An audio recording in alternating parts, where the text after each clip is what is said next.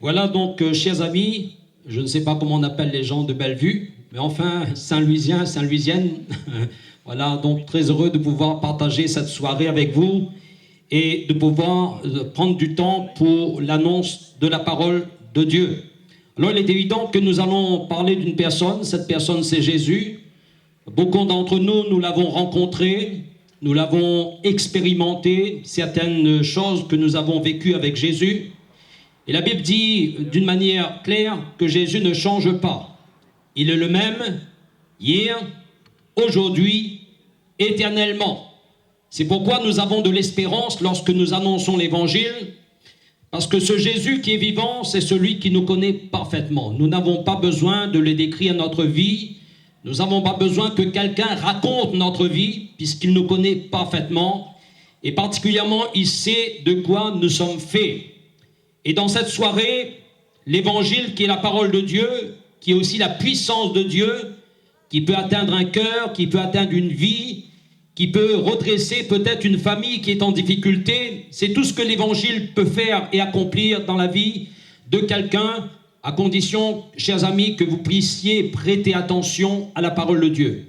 Alors, si c'est possible de votre part, dans cette soirée, marquez un temps dans tout le programme que vous avez envisagé pour cette soirée. Venez et prenez du temps pour écouter l'Évangile. Et Jésus qui est vivant, qui est ressuscité d'entre les morts, Jésus qui a promis d'accompagner son Église là où elle se trouve, et lorsque celle-ci s'efforce à annoncer la parole de Dieu, Jésus va affirmer ceci: voici, je suis avec vous. Notre grande consolation, c'est de savoir que Jésus est avec nous. Et il veut certainement confirmer sa parole dans ton cœur et dans ta vie. Alors nous t'invitons à croire à cette parole. Pour le récit de ce soir, nous allons voir ensemble l'histoire d'une personne, et c'est l'histoire d'une femme qui un jour est venue, plutôt c'est Jésus qui est venu à sa rencontre. Celle-ci était dans une situation assez difficile, et je ne souhaite pas pour quiconque que vous ayez à vivre de telles situations.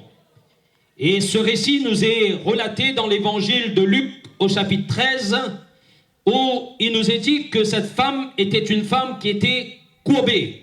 Et quand je parle d'une personne qui était courbée, peut-être dans notre image, dans notre cœur, on peut évaluer une certaine position dans laquelle elle était. Mais la Bible nous dit qu'elle était courbée. Et tout à l'heure, on va revenir sur le principe même de l'histoire. Mais j'aimerais donc, avant tout, vous permettre de situer ce passage autour de deux versets de la Bible. Je vous laisse la référence, le psaume 146, verset 8. Il est dit ceci: l'Éternel ouvre les yeux des aveugles. Ça, c'est tout ce qui concerne la guérison d'une manière physique. L'Éternel redresse ceux qui sont courbés. Et c'est une affirmation. Il est une évidence même que Dieu ne peut qu'accomplir sa parole. Lorsque celle-ci est crue, lorsqu'elle se sue et reçue dans le cœur de quiconque veut l'entendre, et si nous sommes concernés par la situation, d'une situation dans laquelle nous sommes sous une pression peut-être qui pèse sur notre vie et qui nous amène dans cette situation qui est donc la position d'être courbé. Et notre verset, qui n'est pas dans l'opposition de ce que je vous ai cité, dit ceci dans le livre d'Ecclésiaste, le livre du sage. Il est dit: ce qui est courbé ne peut se redresser. Alors il n'y a pas une opposition. Il y a simplement une affirmation pour nous montrer qu'il n'y a que Jésus seul qui peut redresser ceux qui sont courbés. Et la question est posée ainsi: ce qui est courbé ne peut se redresser. Oui, c'est une évidence, mais elle peut se faire par la foi en Jésus. Gloire à Dieu. Alors, on peut imaginer la scène, et l'évangile de Luc nous parle de cette femme qui était courbée, et l'attitude de cette femme peut être aussi notre attitude.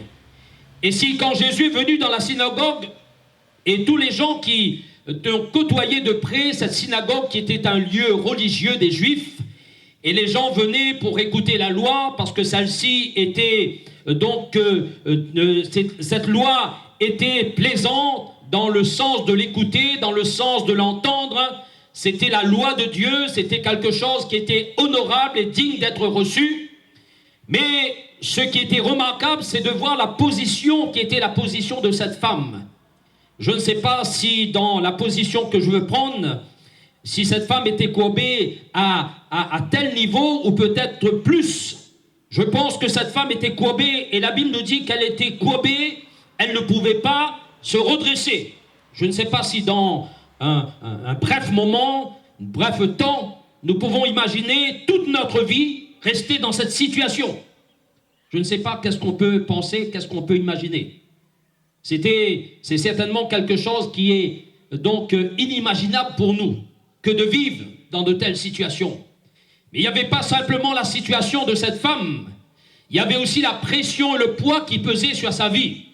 Je m'empêcherai de dire ceci, chers amis, dans notre société dite moderne, avec tout le progrès, l'évolution, il y a malgré nous des hommes, des familles, des personnes qui vivent des situations dans lesquelles elles sont un peu comme l'image de cette femme, sont courbées sous le poids de nos soucis, sont courbées sous le poids de la pression, dans le domaine professionnel, dans le domaine sentimental. J'ai souvent rencontré des jeunes à qui j'ai rendu témoignage et parlé de Jésus, et ces derniers étaient souvent sous le poids de la pression sentimentale, parce qu'ils avaient subi une rupture sentimentale et s'est laissé abattre.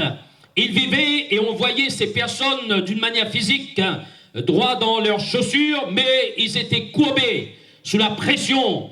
Et il y a dans la vie d'aujourd'hui des hommes, et peut-être c'est le cas de quelqu'un ce soir, tu parais quelqu'un qui n'a rien à se reprocher, tu parais quelqu'un qui, à la vue des gens, donc paraît que tous, et tu donnes l'impression que tout va bien. Mais cependant, tu es sous le poids d'une pression qui te met dans cette attitude où ton être est courbé, où ton esprit est courbé, où ta vie est courbée parce que le poids est pesant, le poids est écrasant sur ta vie. Et bien que tu as la volonté, tu as le courage dans la vie, et le courage ne te manque pas, mais tu te sens dépassé par le poids qui t'écrase, par le poids sur lequel tu es. Et Jésus est venu à la rencontre de cette personne. Celle-ci avait l'apparence d'une vie pieuse, puisque la parole de Dieu nous dit que Jésus l'a rencontrée dans une synagogue. C'est le lieu où les Juifs se rassemblent, où ces derniers se rassemblent et comme un ensemble de personnes qui sont d'accord sur ce qui est droit, ce qui est juste. Et ils étaient rassemblés souvent pour écouter la parole, pour écouter la loi de Dieu. Cette loi qui est une loi morale et qui inculque les choses qui est juste, qui est droit. Mais la pensée que je veux mettre ce soir, c'est bien que nous entendons ce qui est droit, ce qui est louable, mais une réalité qui va nous rattraper facilement, c'est que nous allons arriver à l'évidence que nous ne pouvons pas mettre en pratique ce qui est droit, ce qui est juste. Et cette femme qui côtoyait cette synagogue et cet office religieux dans lequel elle était, la Bible nous dit qu'elle vivait courbée. 18 années de souffrance, 18 années de situation où elle se trouvait sous cette pression qui pesait sur sa vie. Je peux imaginer que jour après jour, elle espérait certainement une délivrance. Elle espérait donc une délivrance, une victoire, un moyen de s'en sortir de cette situation qui était la sienne. Et voilà que Jésus vient la rencontrer. Jésus vient dans ce lieu qui est un lieu religieux, un lieu qui est élevé, un lieu qui est considéré pour être d'un lieu où les gens peuvent se retrouver pour essayer de montrer l'image d'une vie exemplaire, mais ce n'était pas le cas. Et souvent, permettez-moi de vous dire que la religion est souvent un lieu où les gens se retrouvent et un lieu qui caractérise une vie particulière, pieuse. Mais le contraire est constaté dans la vie des gens. Le contraire d'une loi juste et parfaite. Et c'est constaté dans la vie des gens parce qu'ils ne vivent pas ce que la loi dit. Ils ne vivent pas ce que Dieu vit. Pour la simple et unique raison, c'est parce que les hommes que nous sommes, chers amis, qui que nous soyons, Et loin de moi la pensée de dire que la volonté de devenir parfait peut exister en nous, peut être un désir qui est honorable certainement aux yeux de Dieu, mais la réalité nous rattrape facilement. C'est que nous sommes des hommes et des personnes, des êtres qui est confinés à une condition de péché. Et le péché nous amène, bien que nous avons une volonté d'essayer de plaire à Dieu, d'essayer de pratiquer notre religion, même si celle-ci paraît aux yeux des autres religions la meilleure des religions, parce que vous êtes d'accord que chacun d'entre nous, et quand ça concerne notre religion, nous dirons que les nôtres est meilleur que toi, les autres. Les nôtres est meilleur. Hein? Mais l'évangile ne parle pas d'une religion meilleure que les autres.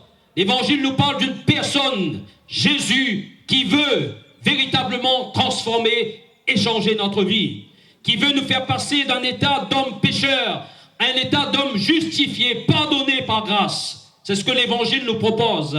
Et je peux m'empêcher de voir cette femme qui est courbée sous le poids d'une pression qui pèse sur elle. Et la Bible nous dit que cette femme était sous cette situation qui était la sienne parce qu'elle était possédée d'un mauvais esprit, un esprit qui la rendait infirme, un esprit qui la tenait assujettie, dans lequel elle ne pouvait pas se redresser. Et elle était ainsi depuis 18 ans, 18 années de souffrance. Nous, pour moins que cela, des fois, nous cherchons à trouver la solution. Lorsque nous sommes malades pendant un certain temps, nous disons, mais quand est-ce viendra la guérison? Quand est-ce que je m'en sortirai de cette situation? J'en ai assez, je suis fatigué.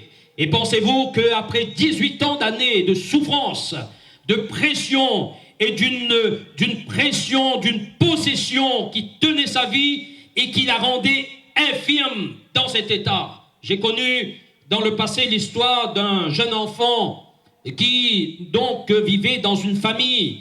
Et cette famille, malgré elle, qui était dans un besoin, on l'a recommandé une certaine personne en disant cette personne serait en mesure d'apporter la solution. Qu'est-ce que vous voulez qu'on fasse?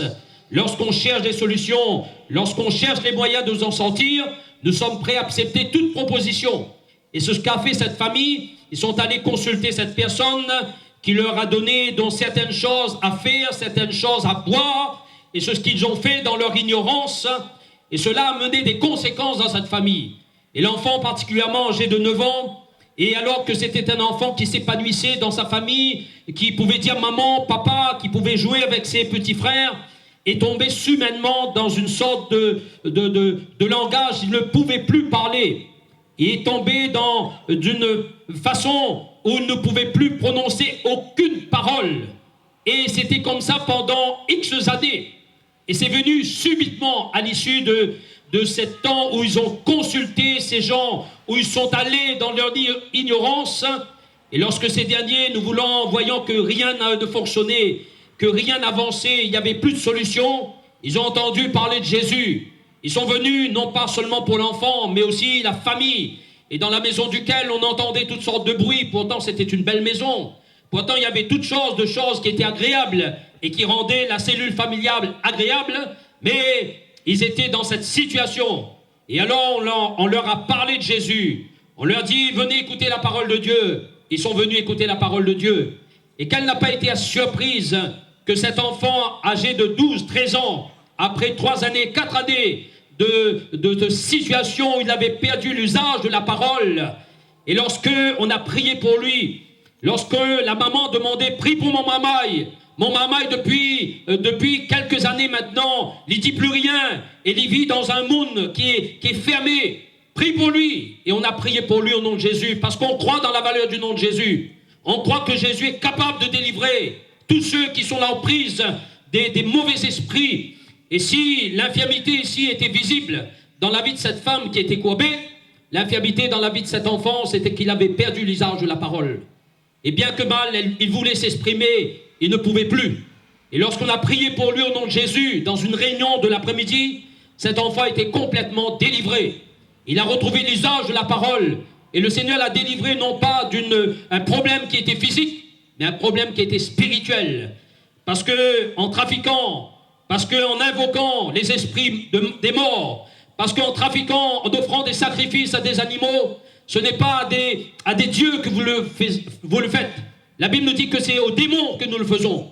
Et lorsque nous commençons à fréquenter, lorsque nous commençons à entretenir des relations avec les démons, nous finissons bien souvent à être sous l'emprise des démons.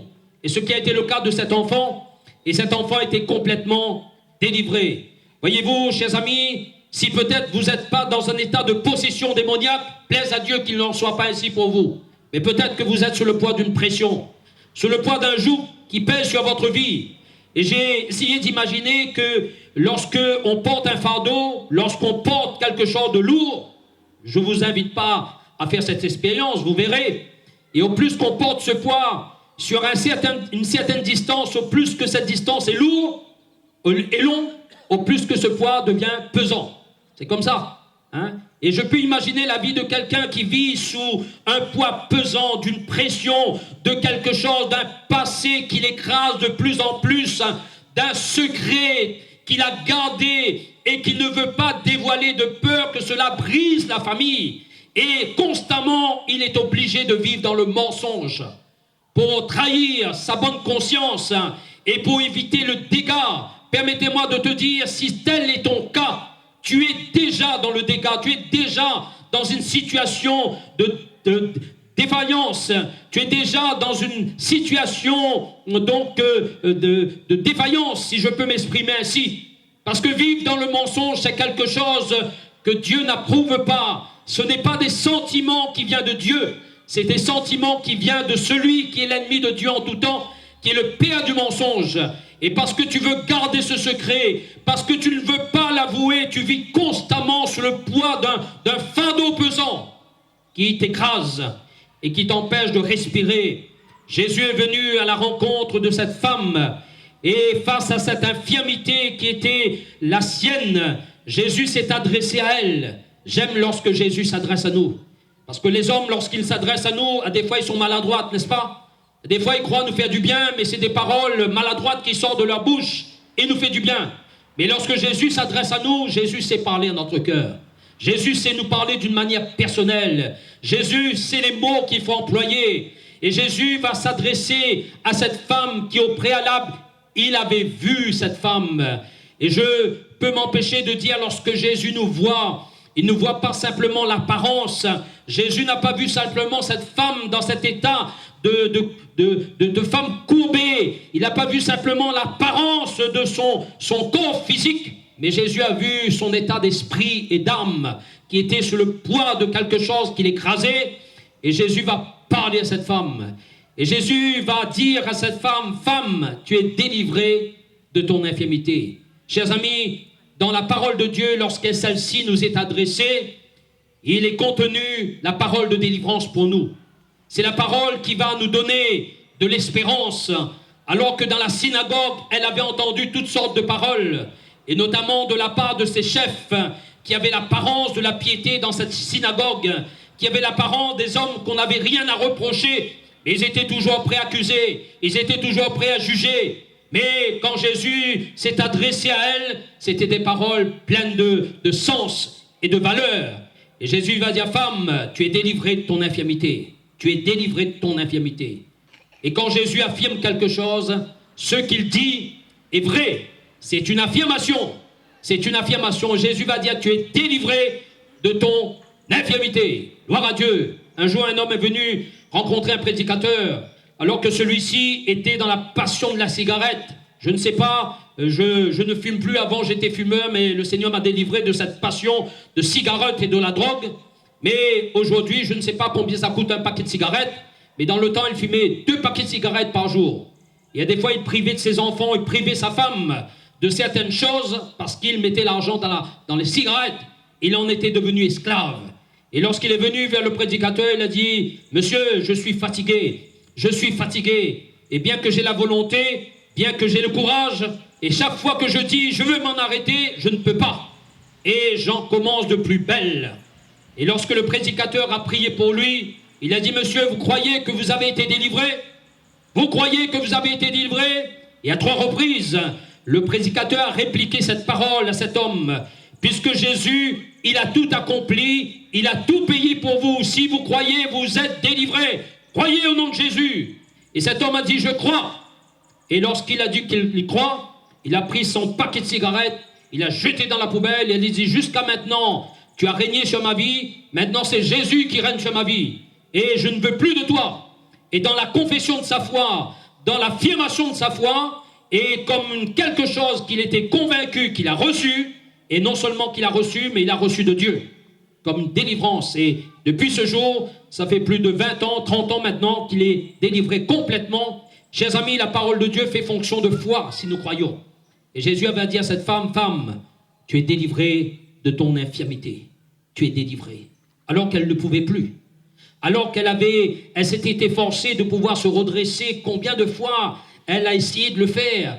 Mais certainement, chers amis, dans ce domaine des domaines spirituels, dans ce domaine de domaine spirituel où il est attrait des esprits méchants, c'est un domaine qui n'appartient qu'à Dieu seul, qui n'appartient qu'au nom de Jésus, et où Jésus nous a donné l'ordre et l'autorité en son nom de pouvoir libérer ceux qui sont captifs. Et Jésus va dire, femme, tu es délivrée de ton infirmité. Ça sous-entendait que Jésus avait affranchi cette femme de ce pouvoir qu'il écrasait, de ce pouvoir qu'il a mené dans cette position qui était la sienne, et sous la pression duquel elle était. Jésus va dire, tu es délivré. Et quand Jésus affirme quelque chose, c'est que la vérité peut être constatable. C'est que la vérité est là. Et on peut l'éprouver, on peut le constater. Et cette femme, non seulement elle a cru dans la parole de Jésus, et nous est dit à l'instant même, elle s'est redressée. 18 années. Malgré sa conviction religieuse, j'imagine que c'était une femme qui était sincère dans sa religion. Et la sincérité, souvent, ne nous permet pas de vivre les miracles de Dieu, bien que nous sommes sincères. Bien que nous sommes sincères, surtout lorsqu'on est dans l'ignorance. Mais lorsque cette femme, bien qu'elle était sincère dans sa religion, dans sa façon de se comporter d'une manière religieuse, n'a pas changé sa vie, ne l'a pas délivrée de cette possession et dans cette oppression démoniaque, parce que la religion ne peut rien contre les puissances démoniaques. Il n'y a que le nom de Jésus. Il n'y a que Jésus seul qui peut affranchir quelqu'un.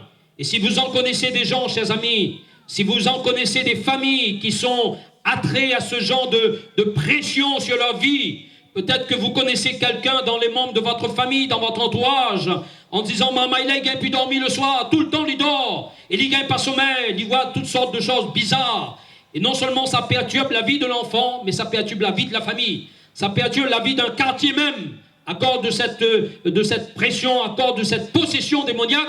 Et la bonne nouvelle, c'est que Jésus, le Fils de Dieu, celui qui est ressuscité et celui qui accompagne l'Église lorsqu'elle sort, c'est celui qui est capable.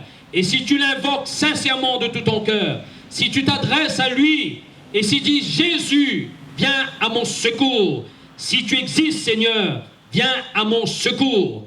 Et Jésus se fera un devoir. Et aussi, il fera de venir en réponse à ta prière, en réponse à ton désir, en réponse à ta foi, et te délivrera parce que Jésus a reçu du Père le tout pouvoir.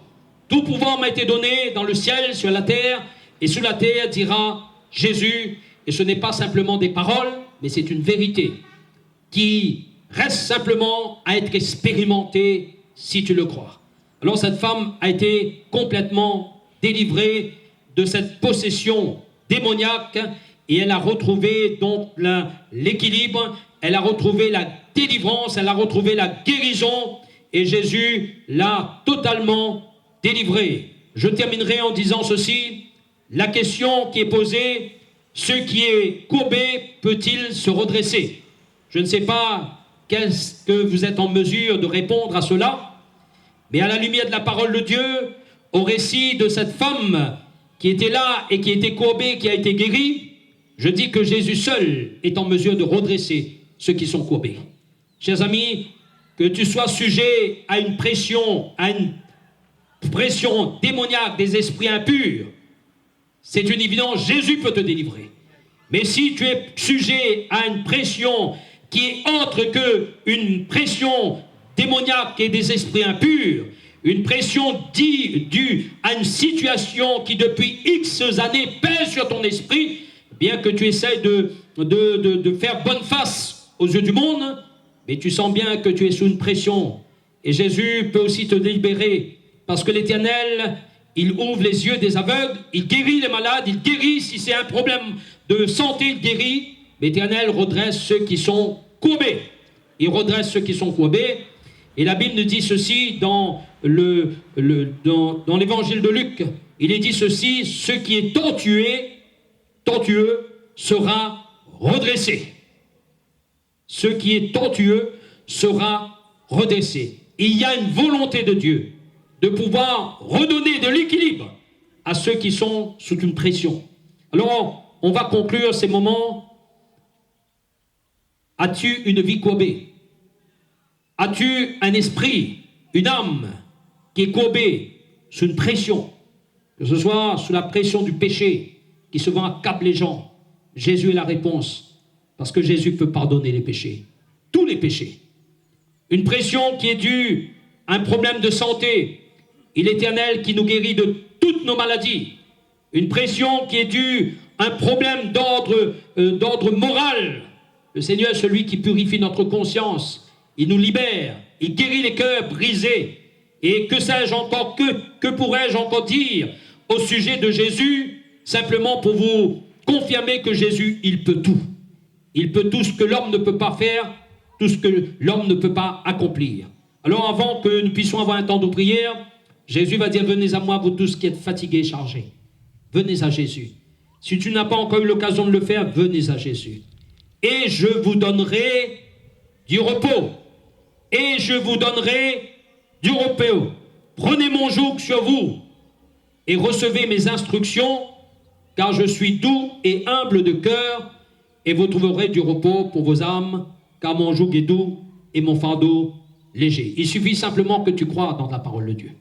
Il suffit seulement que tu crois dans la personne de Jésus qui est vivant et qui parle à ton cœur. Et si telle est ta situation, le Seigneur peut te permettre de vivre quelque chose de particulier en cette soirée.